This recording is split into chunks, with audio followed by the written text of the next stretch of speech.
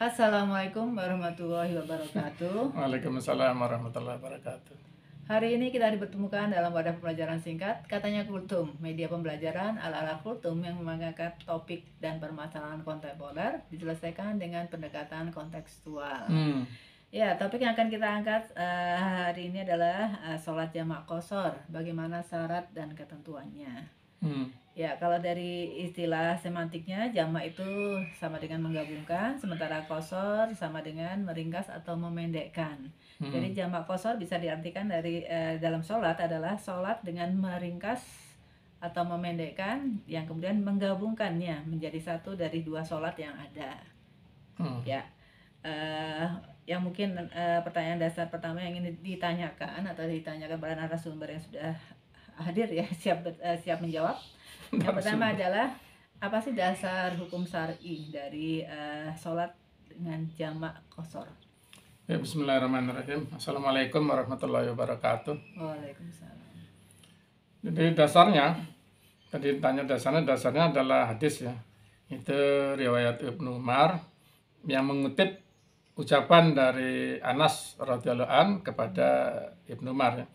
Itu yang menyampaikan tentang ya tadi mengenai Rasulullah SAW yang menjalankan, yang melakukan sholat jamak dan qashar. Ya, dasarnya adalah hadis ya. Ya. Ya. Kemudian bagaimana hukumnya kalau kita mengacu atau menjalankan sholat jamak qashar? Hukumnya seperti apa? Sebelumnya ya. Jadi sebelumnya mengenai sholat yang boleh dijamak dan qashar ya. Itu tadi sudah disampaikan di pengantar ya, yang boleh di qashar, yang disingkat itu hanya sholat zuhur ya, asar dan isya ya, dari 4 menjadi 2. Kemudian mengenai yang boleh dijamak, boleh disatukan adalah hanya zuhur dengan asar ya. Itu kalau dilakukan pada waktu menjalankan sholat zuhur, itu disebut jamak takdim ya. Kita menjamak asar yang belum waktunya kita jalankan, kita gabungkan dengan zuhur. Sementara kalau kita jalankan pada waktunya sholat asar, maka itu disebut jamak takhir ya. Jadi kita menjalankan sholat asar dan kemudian dijamak ya, disatukan dengan sholat zuhur. Begitu juga dengan maghrib dan isya ya. Itu bisa maghrib dulu baru isya, tapi bisa juga kita lakukan takhir ya. Jadi isya baru maghrib ya. Jadi itu yang hukum yang saya kira yang masyhur ya. Karena mengenai sholat ya pada umumnya, termasuk jamak qashar ini kan hadis-hadisnya itu sebenarnya memang banyak yang harus dikumpulkan juga dengan yang lain-lain, sehingga kita sebenarnya harus baca pandangan ulama-ulama, terutama yang ulama-ulama yang hidup di masa lalu, yang tidak terlalu jauh dengan kehidupan Nabi Muhammad SAW, di mana mereka sumbernya itu adalah sumber kalau Nabi Muhammad atau sahabat ya, atau minimal tabiin yang mereka ada sambungannya ke Nabi Muhammad SAW gitu ya. Jadi kalau kita membuat sendiri zaman sekarang mungkin sebenarnya agak rawan gitu ya, rawan keliru. Jadi kalau hukumnya itu kebanyakan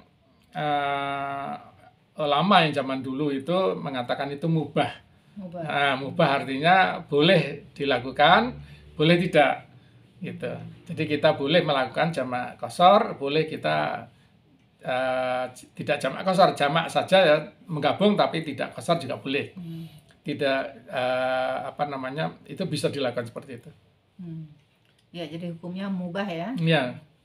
Kemudian untuk syarat-syaratnya, kapankah kita diperbolehkan untuk jamak dan qashar ya? Ya, kalau mengacu ke hadisnya saja, itu jamak dan jamak qashar ya, itu bisa dilakukan sesuai contoh Rasulullah SAW. Itu adalah perjalanan, terkait dengan perjalanan. Kita dalam perjalanan. Rasulullah melakukan ketika akan bepergian, kemudian juga ketika sudah sampai di tempat tujuan, itu juga bisa. Jadi perjalanan dari satu tempat ke tempat lain, gitu. Jadi perjalanan dari satu tempat ke tempat lain itu bisa dilakukan ketika dia akan berangkat dalam waktu yang terlalu lama gitu Dalam ya. perjalanan. Ya, dalam perjalanan atau kemudian sudah berada di tempat tujuan begitu. Artinya selama kita meninggalkan tempat tinggal kita begitu? Itu nanti udah jadi fikih ya. Saya menghindar untuk perdebatan di fikih ya, ilmu saya tidak cukup ya. Jadi kalau dalam fikih itu tadi saya sebutkan mubah itu juga sebenarnya karena saya nganggap yang ulama yang banyak ya. Ada juga 1-2 ulama yang nganggap itu wajib. Jadi ada juga saya pernah baca satu ulama menganggap itu jamak qashar itu wajib.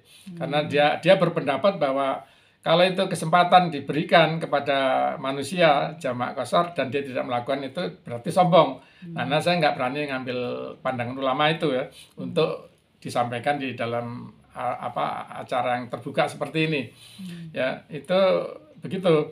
Jadi kalau soal tadi udah mengenai syarat-syarat dan aturannya ya, itu apakah itu hanya kalau kita meninggalkan rumah kita ke tempat lain, itu juga jadi debatable gitu, jadi perdebatan.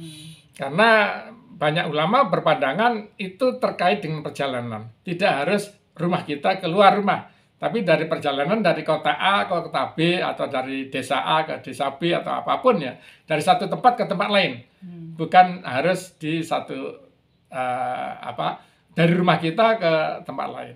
Sebenarnya begitu. Kalau yang ulama yang jumhur ulama kebanyakan berpendapat seperti itu. Ya, jadi simpulan yang bisa kita tarik adalah bahwa sholat jamak qashar itu punya ketentuan dan syarat-syarat, di mana ketentuan yang diberlakukan adalah bahwa hukumnya mubah ya, yang jumhur kebanyakan. Kemudian syarat-syaratnya jumhur ulama menetapkan bahwa untuk perjalanan, jadi dipakai atau bisa kita manfaatkan saat kita dalam perjalanan. Ya, jadi sebenarnya begini, mungkin saya tambahkan satu hadis lagi ya. Jadi mungkin banyak yang merasa keberatan dengan qashar ya. Masih ada yang merasa kok saya ngapain kok saya qashar gitu ya. Meringkas sholat gitu. Jadi mungkin yang bersangkutan belum pernah membaca hadis ya dari riwayat dari